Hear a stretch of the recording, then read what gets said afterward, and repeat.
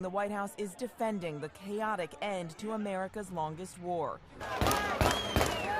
acknowledging after scenes like these, thousands rushing to flee Kabul, and the attack at the airport that killed 13 U.S. service members, that the U.S. should have started the evacuation sooner.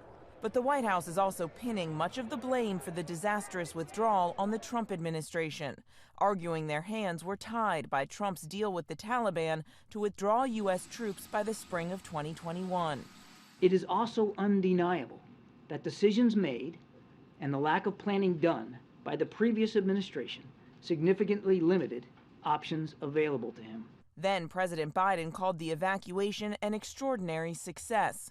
The White House still defending it now. So for all this talk of chaos, I just didn't see it. Not from my perch. It was tough in the first few hours. You would expect it to be. At the time, the administration was stunned that it took just 11 days for the Taliban to regain control of Afghanistan. But the report says the U.S. now thinks it was inevitable, that there was no scenario except a permanent and significantly expanded U.S. military presence that would have changed the trajectory. What is your message to the veterans, to the families of the fallen, who may read that and wonder, what was the point?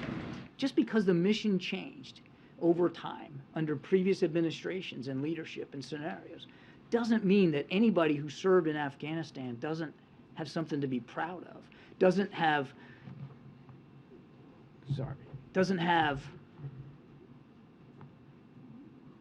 service to this country that they can take with them the rest of their lives.